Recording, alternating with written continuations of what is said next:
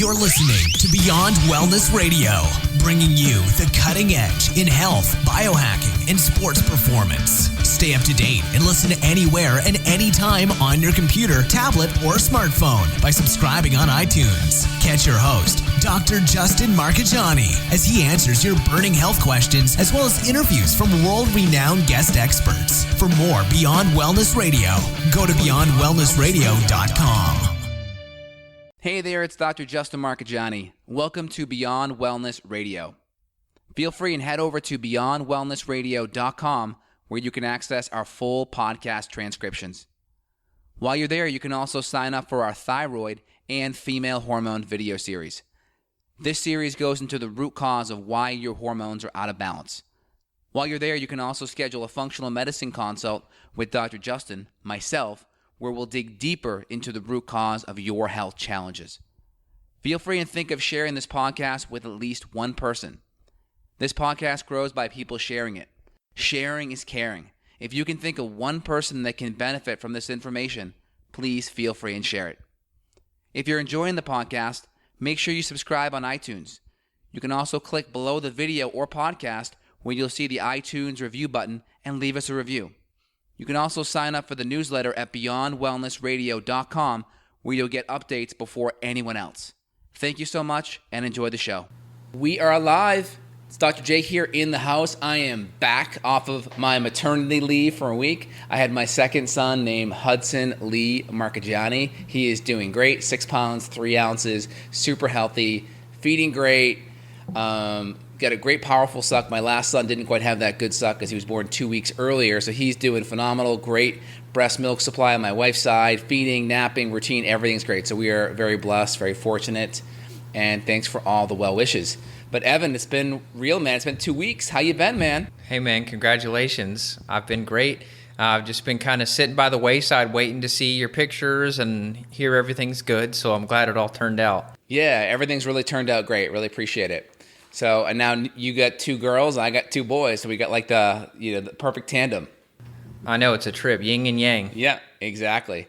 All right, so we talked about pre-show about seasonal depression, right? This is actually Labor Day. Yes, we work on Labor Day, and that's kind of the signifying of the end of summer, so fall's starting to come in. Then when the seasons change, especially as it starts going from less sunlight or more sunlight to less, some people can deal with depression. And we're going to kind of break down, what that looks like, causes, solutions, getting to the root cause, what you can do about it so you can have great mood all year round. So why don't we dive in, Evan?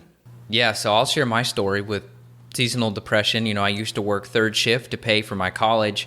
I was working like midnight, usually around anywhere between 11 p.m. and midnight as a starting time, and I would get off at 5 a.m. So by the time I'm trying to go to bed, the sun is coming up. It was just absolutely terrible.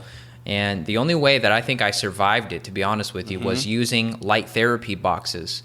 And so obviously, the sunshine is the best, and you're never going to beat natural sunlight exposure in your naked eyeballs without sunglasses on. But in my situation, I was using a light therapy box at night before I would go in. So I would use it around 11 p.m. for about 30 minutes. I'd sit next to this light therapy box. This is basically just like a sun in a box. Now, it's not anywhere as close to bright, but you can get them around 10,000 lux, L-U-X, which is a measurement of brightness. The sun, on a sunny, cloudless day, you're getting like 100,000 lux. It's just extreme levels of brightness. A cloudy day, 10,000 lux to 15,000 lux, something like that. So this box is trying to replicate at least the brightness of a cloudy day, and that would help to set the circadian rhythm. I was basically trying to trick my body and tell my brain to wake up at midnight and go to bed at 5 a.m., which is not natural and not optimal, but that's how I learned about light therapy and seasonal depression. And then ultimately the goal would be people who are working night shift, get them off night shift. It's just not the way you're supposed to live. Exactly. The shift work or night shift work is actually considered to be a non-substance, one of the only non-substance carcinogens that can increase risk of cancer, in the same category as asbestos and smoking.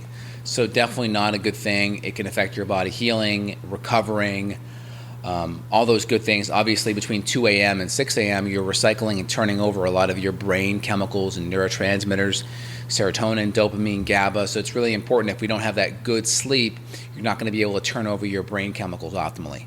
Yeah, well said. So depression could happen just based on having a bad shift. Insulin as well. I mean, I noticed that there was a ton of overweight people that worked night shift. If you just look up like diabetes night shift or insulin night shift, you can see, well, duh, you're not supposed to be up at night, but there can be some issues changing with your leptin and ghrelin and insulin and some of these hunger, satiety, and blood sugar regulation hormones. So if you type in night shift nurses cancer, you could read about that. There was a popular study done on female nurses and the incidence of breast cancer in night shift. And I believe it was like around a 50% higher incidence of breast cancer of nurses at night versus daytime nurses. Yeah, definitely not worth the shift differential you get, the little bit bump in pay to work night, definitely not worth it. I always tell patients, if you're on the fence with that, try to have that normal day shift. It's going to be much, much better for your health. So in general, when we look at depression, right, seasonal changes can make a difference. We know that just sunlight and healthy levels of cholesterol have a major effect on serotonin and serotonin receptor sites. So we know cholesterol is synthesized via sunlight on the skin, and you can get this pre-form of vitamin D3 that can make its way into the body, and that can have a major effect upregulating mood and serotonin. We know there's a natural circadian rhythm. So cortisol gets kind of emphasized during the day based on lights, right? Light and dark hormonal rhythms. And the hormones during the day are really emphasized and accentuated by light. So healthy light stimulation can really help your cortisol rhythm. And then the light dropping out at night can really help emphasize melatonin rising, which is a powerful antioxidant, and it's also a powerful, it's going to help you sleep throughout the night and help you regenerate and heal. And melatonin is made from serotonin. So serotonin is that feel-good neurotransmitter. So the same chemicals that allow you to feel good are the same chemicals that allow you to sleep. So I'm a firm believer in the fact that there's a connection between seasonal affective disorder and the season changes and also sleep. So if we can make sure that one, we're getting some light exposure during the day, and two, we're de-emphasizing light at night. We're emphasizing darkness at night, maybe blue blocking glasses, get dimmer switches on the core rooms you're going to be in at night so you can drop the intensity of light in those rooms down 80%.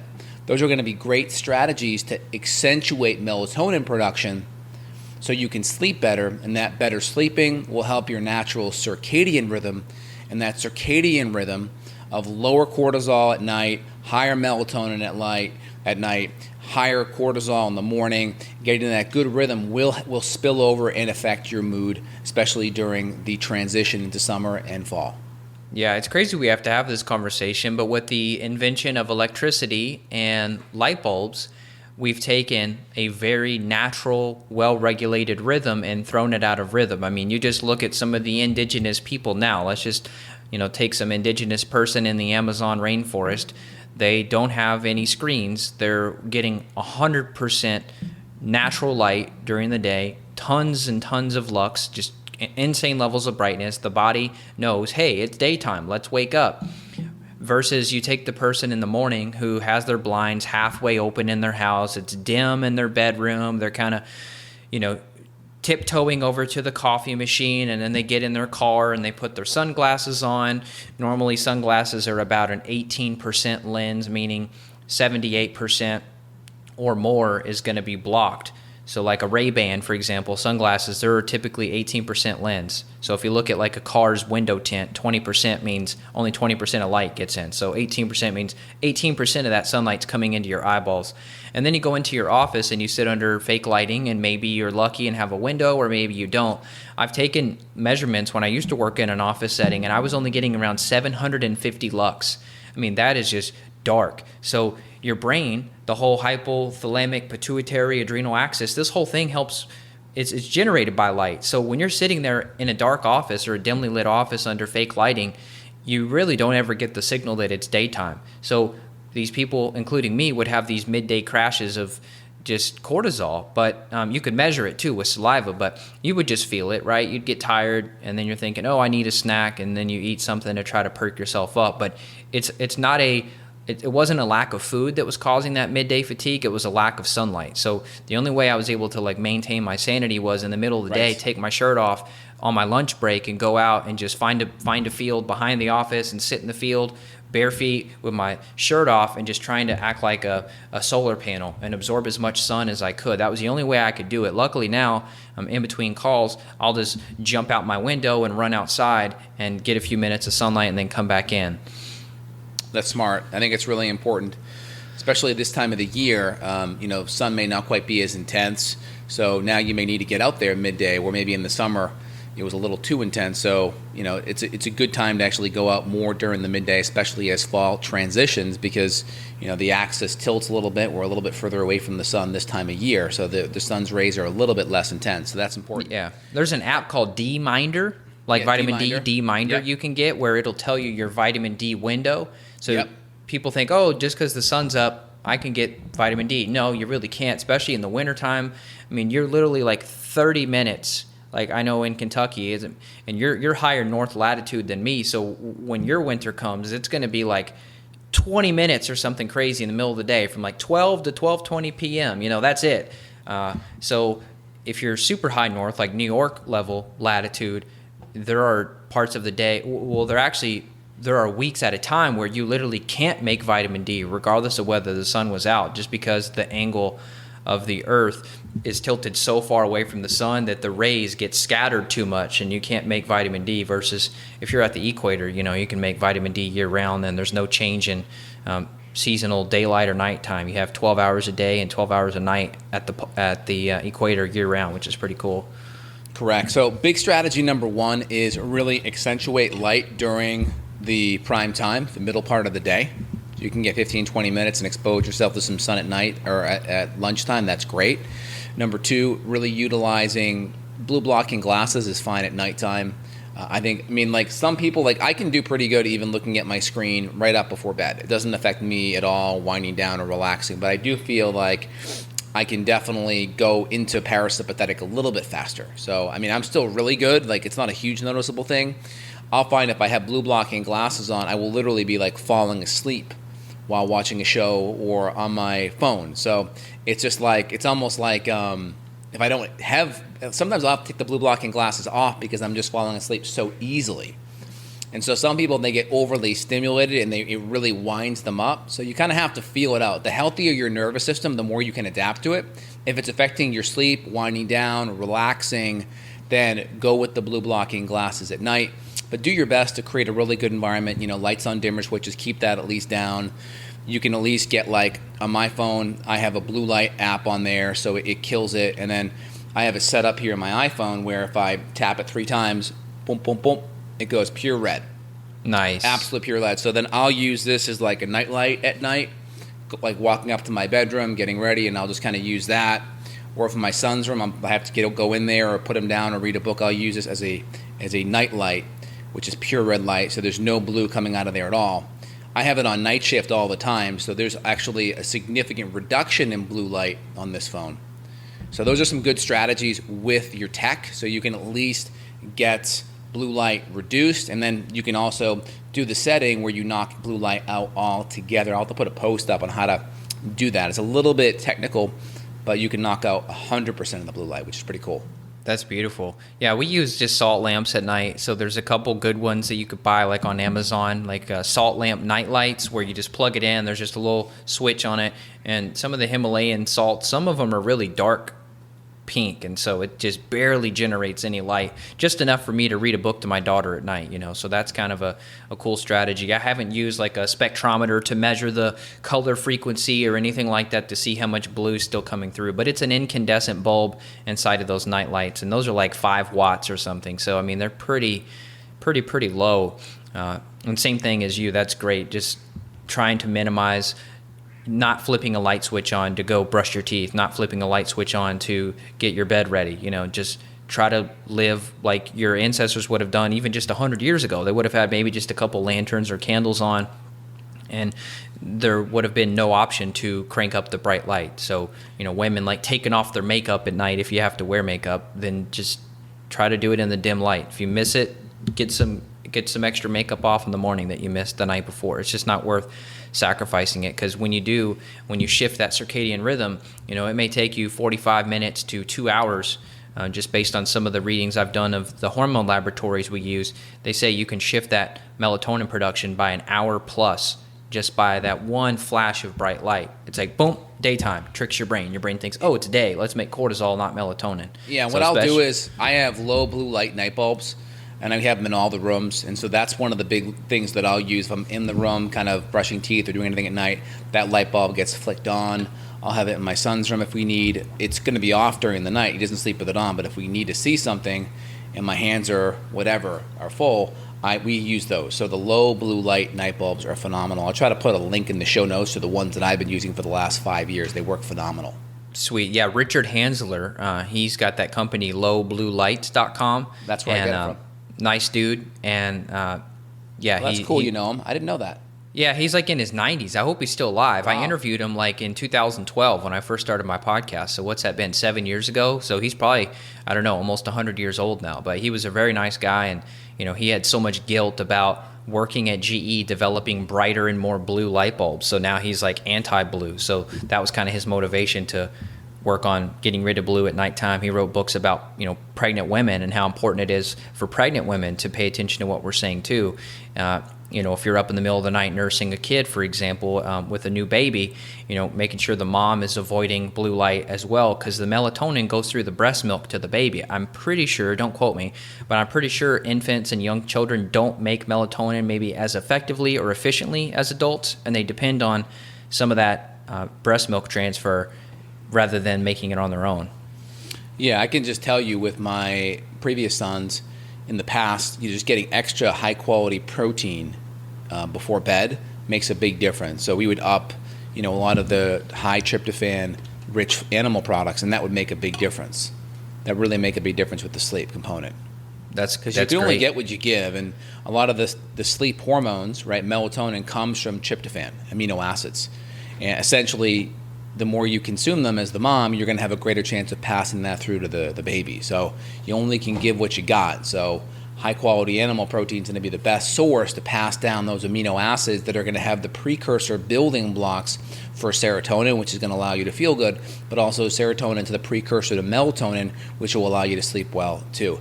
And you got to be careful with taking an end stage hormone like melatonin while you're breastfeeding. So you're much better off getting the building blocks. And if you're having a hard time with just getting it from meat, you may want to look at tryptophan first and then 5-HTP with B6 second, because B6 is a really important cofactor to converting those amino acids upstream and helping them to synthesize into serotonin and melatonin. B6 is that rate limiting nutrient. Yeah, that's a good point. You don't want to have to depend on melatonin. You actually downregulate your body. Justin and I, we give people supplements to help fix issues, and we get a lot of questions like, well, am I going to get dependent on this? For example, like digestive enzymes. People will say, well, is my body going to get lazy and I will not be making enzymes and acids anymore because you all are giving me digestive enzyme supplements? The answer is no, that doesn't happen. You're only feeding the fire and adding to the fire. You're not replacing the fire. Versus with melatonin, that does happen. You do replace the fire, and your body will downregulate production, just like if you use GABA supplements to help yourself sleep. You can become dependent on that. I've seen people taking 10, 20, 30 milligrams of melatonin at night, which is just crazy. You try to get those people off of it, it can be difficult. So we would prefer to let your body make it rather than supplementing. There's this phenomenon where it's like a seesaw, and if you throw too much melatonin in, that can give you that hangover the next morning, partially because your cortisol will not peak as much as it's supposed to. And Justin and I measure that on salivary cortisol panels. We'll measure an average melatonin level, and also we'll look at cortisol, and we'll see people that supplement too much melatonin, their morning spike, let's just make up a number and say their morning cortisol should be 20 units. if they've been doing too much melatonin, their morning spike may be only a 10 units. And so now all of a sudden it's the equivalent of you charged your smartphone to 50% battery in the morning and that's it. And now you're going to try to make phone calls all day. It's going to be difficult. So that cortisol, if it's not fully peaking when it should in the morning with that bright light stimulation, now you're going to crash out at noon and your cortisol level will be like a 1 or 2 units, which is what it's supposed to be around midnight. And we measure this, right? This is not something we're just making up. We see this on a piece of paper. We look at these labs. We live and breathe these labs all day, every day. So I can tell you with confidence that just by getting yourself off melatonin, if you're hooked on it, working with somebody like Justin or I to help regulate your hormone levels and circadian rhythm better, that alone is going to pay dividends, and you won't have to depend on coffee. Coffee can be a good part of your day, but it's not going to be like whipping the tired horse like many people do. Yeah, I mean, coffee is great. I'm sipping on some great coffee right now. Just try to do it before noontime, maybe even before 10, 11 o'clock. That way it's done. It's in your system. Coffee can have a great way to kind of emphasize that cortisol in the morning. We don't want to do more than typically 2 cups or so. And people just use it as a crutch, though. That's all I was trying to point out is like people they'll do it in the morning, they'll do it in the afternoon, they'll do it late afternoon. And that's probably not the best because then, one, it's got a half-life of about 8 to 10 hours. So that means it's going to be in your system at bedtime. So the benefit of doing it in the morning, it's going to be, for the most part, out of your system and not impeding sleep.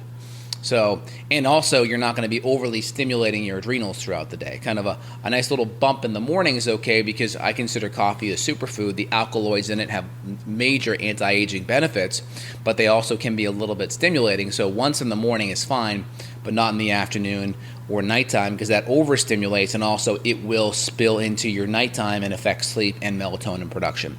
The more your sleep and your rhythm is off, like Evan was saying earlier, a greater chance that you're going to be affected by seasonal affective disorder, SAD, or seasonal depression. So the more we can keep, let's just say, your night rhythm kind of untouched, unencumbered, the better chance that your mood and energy will be the next day. Let's talk about supplements and labs. So lab testing, I have mentioned and alluded to salivary hormone testing. We can also measure melatonin via saliva. We can use urine for looking at cortisol and melatonin as well. But you got to get to the root cause of what the seasonal depression is. So in my case, I was working third shift. The root cause is third shift. You're trying to work when humans should be sleeping. So, but you and I kind of talked about this before we got on air, which is that I think seasonal depression, after going through it for 10, 15 years of my life, I think seasonal depression is more pronounced when you have other health issues going on. I don't think if you're an optimally healthy person, I don't think you should have seasonal depression. I think it's if your toxin bucket or your stress bucket is already so full and you're already so dysfunctional, that seasonal loss of light affects you way more. Like the past 100%. Couple years, I felt great. I wasn't depressed. It was weird because I'd have these gray, cloudy, cold days where normally, I just want to curl up in a ball and wrap myself in a blanket. I didn't have those. I was like out hiking in the woods, in a foot of snow with snow boots on, having fun. So exercise is huge for seasonal depression. But my main point here is that I think if you do have seasonal depression, there's probably something going on underlying that you just haven't found yet. So it could be gut infections robbing your nutrition. You mentioned tryptophan and having good animal products in the diet. Well, if you've got gut infections, for example, you're not digesting those animal proteins as well. Now you're not getting that tryptophan. So now you can't manufacture brain chemicals like you should be. So it could be a gut issue leading to the seasonal depression. It could be relationship problems. It could be you're not getting enough bright light because you're stuck in a dark office. It could be lack of exercise. It could be you're just not getting enough fresh air. You've got kind of this cabin fever syndrome going on. So I think you still have to consider other options, and then I'll let you comment on that, and then I do want to mention some supplements that have helped too. 100%. So in general, what you said, kind of the take home here is the healthier you are, the more adaptive. So the things like changing of the seasons, especially as UV light drops and things get colder, is going to affect you less. That's really important. So we have our metaphorical stress bucket, right? and that bucket holds our physical, chemical, and emotional stressors that we may dump into it. So we could probably look at the season changing maybe as a chemical stressor, maybe less UV light. There also could be some emotional stressors because maybe you can't jump in your pool or do the fun things you used to do when it was warmer. So maybe there's a chemical component there because of the light, and maybe there's an emotional component because you're missing activities or you're cooped up inside, right? So those are kind of some stressors we put into our stress bucket right there. The healthier we are and the more those buckets or those balls in our buckets are managed, well, we can adapt. That's number one, okay? And number two, on top of that, you highlighted various stressors. Let me just go back. One big component, one big nutritional component are going to be healthy nutrients. Now, one big nutrient that's important for brain health and neurological health, I saw a study on this the other day looking at like vegans versus meat eaters, and they're talking about one important nutrient that it's underrated, but it's really important for brain and neurological health. It's choline. And choline is primarily going to be found in abundance in egg yolks, in grass-fed beef, high-quality animal products, maybe even in some full-fat dairy. So choline is vital for healthy neurological brain formation, healthy neurological health in general. So choline is vital, and people who are plant-based or vegan or vegetarian are not going to be getting enough of this nutrient. So if you are vegan or vegetarian, you may want to look at a phosphorylated choline or phosphatidylcholine, some extra choline support in your diet to supplement what you may not be getting from some of these animal products. That'd actually push you to start eating maybe at least some egg yolks, something like that, to get that good choline. That's really important. And then, of course, we already talked about all of the amino acids, which are vital because those amino acids are going to convert downstream into serotonin and melatonin, and those are going to be primarily found in animal-based sources as well. You can also do supplemental tryptophan and or 5-HTP with B6 on top of that. And like Evan said, if this is kind of a longer-term pattern with your health, we will look at gut function to make sure there's not an absorption component or a digestive component, and we will look at kind of how your nutrients look. We may run certain panels that will run plasma-based amino acids, so we can see how all your amino acids look and how all your downstream B vitamins look in the Krebs cycle and mitochondria to see how they're functioning well. That way we can get to the root cause, while at the same time we can spot treat some of these nutrients so you can feel better faster too. Absolutely. That's what I was going to say. Is sometimes we, even in a meat eater, we may need to come in and give supplemental acids and enzymes, but also throwing in specific amino acids. Now, I caution people to go and just buy a bunch of amino acids and start playing with them, because amino acids, even though they're over the counter, they can be very powerful. And you don't want to come in and just, I heard 5-HTP is good, so I'm going to just take a ton of 5-HTP. You don't necessarily want to do that, because with this spider web of brain chemistry, when you start to throw in one thing, you can throw something else off. So for example, I've seen long-term 5-HTP supplementation depleting or downregulating dopamine. So if you're throwing in tryptophan or 5-HTP, we may need to throw in a little bit of tyrosine or D-L-phenylalanine to kind of balance that out to where we're bringing up not only the stimulating neurotransmitters, but also kind of your serotonin feel-good neurotransmitters. And if people just go one or the other, maybe short-term okay, but I've seen people make themselves, quote, dependent on 5-HTP. I had one lady who was like a yoga teacher, and she took 5-HTP for like 5 years, like 500 milligrams a day, which is way too much. And she tried to get off of it, and she had major panic attacks trying to get off of it. And so we then had to come in and try to use GABA and theanine and passion flower and other things to help her nervous system, because she had really messed up her neurotransmitter balance. Well, a lot of people that are using 5-HTP chronically, especially if they have chronic stress, they may have issues with dopamine and adrenaline. And the problem with doing 5-HTP by itself is you're upregulating the aromatic decarboxylase enzymes. Those are the same enzymes that are going to metabolize dopamine and adrenaline-based amino acids. So then you can actually functionally create a deficiency, because as you're taking 5-HTP over here, that enzyme is now upregulated and you're metabolizing dopamine and adrenaline amino acids at a higher rate. The difference is you're dumping this in at a higher rate but not this. Therefore, over time, this will start to drop. That's part of the reason why, like with carbidopa or with Sinemet, with Parkinson patients that are on this higher dose of dopamine, they start having side effects of low serotonin because those medications actually deplete serotonin. You can have it in a functional type of way on the reverse side. When you do a whole bunch of serotonin, you can kind of create deficiencies on the dopamine adrenaline side. So it's important that you're working with a practitioner that supports all the other nutrients, supports the other side of the teeter-totter, so to speak, and even does some deeper testing, whether it's organic acids or plasma-based amino acid testing, to look at what your levels are at.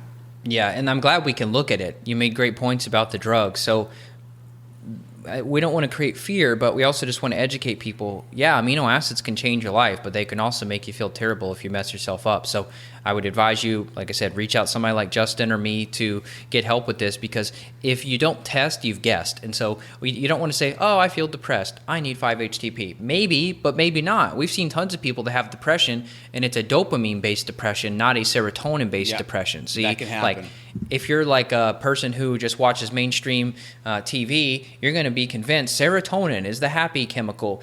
Kind of, but dopamine depletion, if you see low dopamine, that'll make you feel depressed too. So you may be like in the totally wrong department trying to self-medicate. So you really got to get the data. And that's what we love. We love and breathe these labs because it makes us look better, for one, because it's like, hey, we actually found the problem rather than guessing. We found it. We gave you the correct protocol to fix it. We retested. Now look, your brain chemistry feels great. You look great. Your mood's great. Everything's great. Okay, look at the piece of paper. We can prove it. So I like the data. I like to leverage the information as opposed to nothing against naturopaths, but I've had many people come to me and also come to Justin that have previously been with a naturopathic doctor, where it's more of a symptom supplement treatment option as opposed to a symptom lab and then a protocol option, where it's like, oh, I don't feel good, try this. And there wasn't really enough emphasis on getting the correct clinical information, getting the puzzle pieces. Yeah, so when I look at symptoms, I look at symptoms just long enough to trace them upstream to the systems. Body system, whether it's digestion, infections, hormones, adrenals, thyroid, female hormones. When these systems start going off, symptoms happen. So I only care about the symptoms just long enough so I can start to isolate what I think what the systems could be. And then we'll run tests to assess the function of those systems. But then we'll also look on this side of the underlying stressors that cause these systems to go out of balance. It could be gluten sensitivity. It could be mold exposure. It could be poor sleep. It could be dehydration. It could be not enough protein, not enough hydrochloric acid. So, we have stressors over here, physical, chemical, emotional, that then emanate system imbalance, right? Hormones, gut, detox, mitochondria, that then cause symptom issues over here.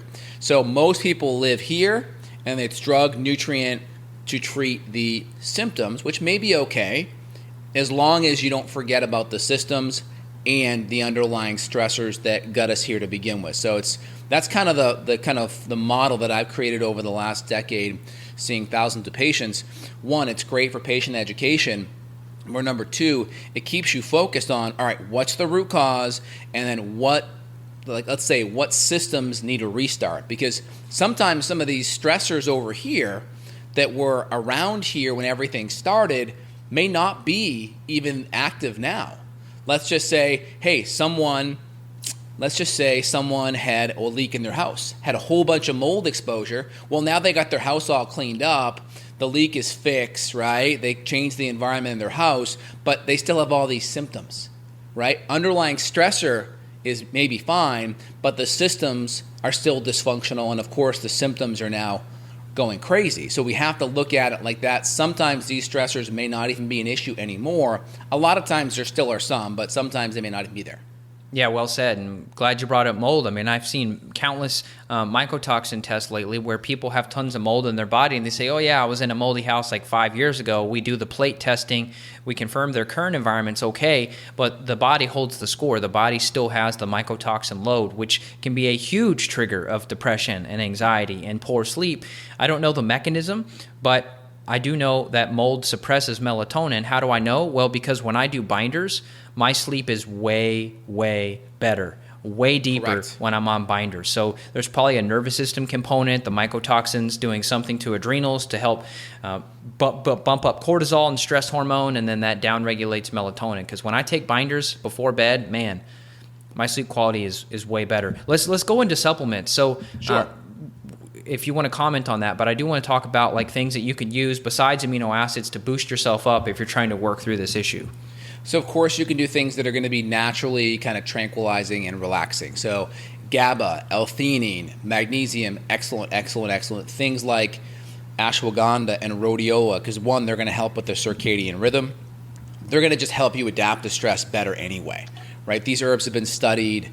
Russia in the 50s and 60s used lots of adaptogens for a long time with their military and with their version of NASA with their astronauts doing all these space missions to help improve immune function, virility, stamina. And so there's a lot of research in Russia on these things. These herbs are very helpful, and they can be used longer term too. And they help with the immune function, they help with dealing with stress, they help with sleep, they help with mood. So really good benefits. So I like those types of herbs. Ashwagandha and rhodiola are my favorite for mood stuff. Me too. Ashwagandha is great for sleep too, so I like that. You can also do ginseng during the day, Schisandra. Eleuthero is great for sex hormone support. There's other herbs like tribulus, which are really good for male sex hormones. There are some ones that I use more for females, like maca or Peruvian ginseng. So those are excellent. Talked about magnesium, of course, the amino acids, right?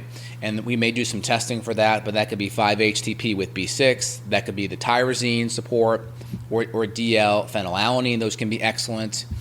Let me just think here. I talked about theanine can be excellent for GABA precursor. And then, of course, you have herbs like valerian root, passion flower, which can be very relaxing and supportive. Hops. Some people do very good with CBD as well. CBD can be excellent on top of that. Anything else that comes to mind for you, Evan? Yeah, so rhodiola during the day, but don't do it at night. Rhodiola will be too stimulating at night. It's a super effective antidepressant too, which is why I love it. I'm in the same boat as you. It's one of my top favorites. Holy basil is another big favorite of mine. Holy basil is great. I notice differences. You know, I used to take a lot of adaptogenic herbs in a compound, like 5-6 different adaptogens together, but I've started to play with isolated, like a shot of rhodiola, a shot of eleuthero, a shot of ashwagandha, a shot of holy basil to see how I feel. And I've noticed with holy basil, I get a much more physical boost. Rhodiola to me can be helpful for physical endurance, but I feel holy basil is even better. I almost feel invincible when I'm on a couple shots of holy basil. It's just this really like powerful feeling that can overwhelm you. Maybe I'm just different, but for me, holy basil is great. I'll mix them. So I'll do a shot of rhodiola in the morning, a shot of ashwagandha, take a couple reishi capsules, and then do 1 to 2 of some other like Siberian ginseng, a shot or 2 of those, and then mix them all together in tincture form.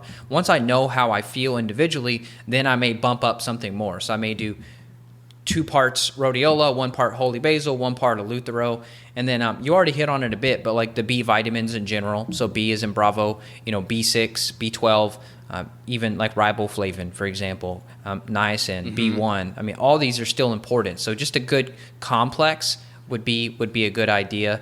And if you're under stress, you're going to be burning up B vitamins more. So it wouldn't hurt to have an adaptogen blend plus a good trace mineral, micronutrient, amino acid, and vitamin blend all together, and then exercise, movement. I mean, it's free, and it can be very effective. Love it. Now let's talk about some light therapy. I know you talked about full spectrum light as well. We had some questions on the chats here about red light therapy. And so there's a company out there, Juve Red Light is a good one. What's your thoughts on red light versus full spectrum? How do you break that down in your head? Yeah, so full spectrum, when I hear that, I'm thinking more of like a full spectrum sauna that may have a near infrared light in it, which is kind of like a red chicken coop type bulb that's warm, but also can generate some near infrared rays to help penetrate your body, plus a full spectrum like carbon-based system that's heating your body. So when I think full spectrum, that's what I think of. You could consider incandescent light bulbs to be more full spectrum. If you look at a spectrometer, basically the rainbow of colors. You look at the sunlight, it's got the full rainbow of colors. You look at incandescent. Incandescent bulbs are the closest you can get to the sun, whereas LED lights have a lot of abnormal peaks, especially in the blue area. So LED is not really a natural light. It doesn't mimic the sun anywhere close to like what I would consider full spectrum. Really just a marketing term. Like if you go to like a pet store, they'll sell like full spectrum light bulbs for reptiles. If you buy a lizard, you have to have like a full spectrum light to kind of replicate the sunlight. So those full spectrum bulbs, they're really just incandescents. They may have a couple changes in the wavelength, but overall, it's just a glorified incandescent bulb. So when we moved into this new house, we actually had LEDs. Previous owner put in LEDs everywhere, and the flicker of them is really bad. Like if you do your hand in front of your face, the flicker of the LED is evident, and that'll cause stress too. So we swapped them all out. We put in all incandescents. And yes, it uses a little more electricity, but I love the look and the natural spectrum that you can get from incandescent bulbs. Got it. Okay, that makes a lot of sense. I didn't answer the question about the red light, though. So the red light, I have seen the Juve. The Juve people reached out to me and said, hey, we want to sponsor your podcast and all that. And I just didn't like the idea of the LEDs because the red light bulb that I used from Sauna Space, I felt much better with because it's like this chicken coop bulb. It's very hot, but I felt really good. It warmed you up, whereas the Juve I don't believe is designed for warming. It's more of just, hey, let's blast your body with red light, which is supposed to be healing. I like the feeling of it feels like a sunshine. When you close your eyes and you're sitting in front of that near-infrared bulb and it's blasting you, it feels very, very good. So that's kind of my preference over the Juve right now. Is that the Sauna Space? Is that the big 250-watt near-infrared light? Exactly. Yep. Okay. So it's a single bulb, and if you're on a budget, you could even just go on Amazon, the GE brand, just like what people buy to put to keep their animals warm in the winter. It's a 250-watt GE bulb that's red. That is almost the same exact thing, as far as I know, in terms of the Sauna Space bulb. So if you're like, I can't justify the money, you could get you a light bulb for $20. You get one of these little like aluminum. It's like a bulb holder with a plug on it, and you plug that bad boy in. You're looking at less than $50. So got it. And then the near infrared, that's going to be a near infrared. So yeah, the wavelength on that from a nanometer perspective, I think near it's somewhere between 600 to 1,000 nanometers, and I think the red light bulb with Sauna Space is right around 850. And so that's going to be helpful for what? It's going to help supercharge the mitochondria at that frequency. It's going to help with seasonal affective disorder because it's going to help stimulate serotonin production. What other benefits are happening with that wavelength? And then how does that differ than like a far infrared, or like let's say someone that has like I have a combo infrared sauna via sunlight, and how would that be different than that? Yeah, so for me, and I don't know, I'm sure there's some data on this to prove it, but for me, I noticed a reduction in pain using the near infrared. So, if I had like sore elbows from lifting too much heavy weights, I would just put the near infrared bulb on my elbow, kind of spot treat with it. If I had neck pain, I would just put it on my neck for 5 minutes. If I even had stomach pain, like I got food poisoning or something, I put that near infrared bulb on my tummy. And you could use it for children too. If you have kids with an upset tummy, you could put the red light bulb on them for 30 seconds. Dr. Lawrence Wilson, he's the guy who really brought near-infrared therapy into the forefront. He wrote a whole book on near-infrared sauna therapy, and he talks about hundreds and hundreds of different uses and benefits of near-infrared. So I would look up his articles, and he's got a whole book on it that you can learn. And then are you actually putting that light bulb right against your skin? No, it's way too hot. You'd burn the crap out of yourself. No, you put it like maybe 8 to 12 inches away. Got it. I mean, it's so hot. So, like a foot away is plenty. But Lawrence Wilson, he's the guy who really probably started the whole near-infrared sauna industry. I mean, he literally, to me, was like kind of the forefather of putting this information out. And he has all these like... what do you call them? Not recipes. These online books of how to make and design your own near-infrared little cubicle, basically. Yeah. And from what I understand is there's two types of the near-infrared. There's the halogen-based one, which I think is the one you were referring to with the light. and then there's the LED emitted one. So I think Juve is more of an LED emitted near infrared. Is that correct? That's right. Yeah, and for what I understand is the nanometer wavelength's a little bit more on the sweet spot with the LED.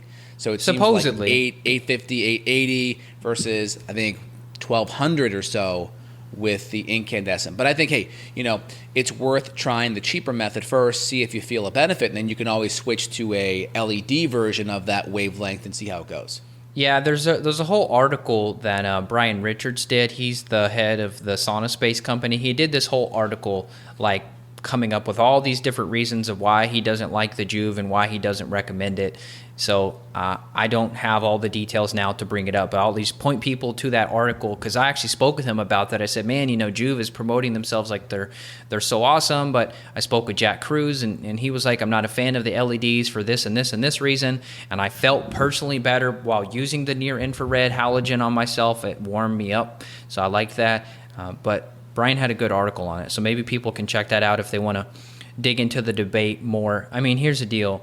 Is any red light better than no red light? Yeah, probably, but there's always going to be pros and cons to each system that you choose. Absolutely. And what about like the sunlight and sauna that's going to have a combination of near and far? That's the best. That's the best you can do. So I've got a clear light, kind of a similar competitor to the Sunlighten. So like in the clear light in the front of what I have, it's like, it looks like a big thermometer basically. It's like this big red glass tube that glows hot red. That's your near infrared spectrum. And then the walls are what have the far infrared waves. It's best to have both, because the near infrared really warms you up. The far infrared kind of penetrates. Supposedly near infrared penetrates farther than far infrared. It gets confusing with the wavelengths, but I will just tell you, if you can have both near and far, that's what I feel best in. And I know because I had just a far infrared sauna before, and it did not feel nearly as good compared to the system I have now, which is a combination like yours, where it's a near infrared hot red bulbs and the hot system in the wall. Yeah. I'm looking at this interview with Dr. Michael Hamblin. He talks about that the near infrared don't penetrate the body as deep, only about 10% on the outer kind of surface, and it's the far infrared that penetrate deeper. So that makes a lot of sense.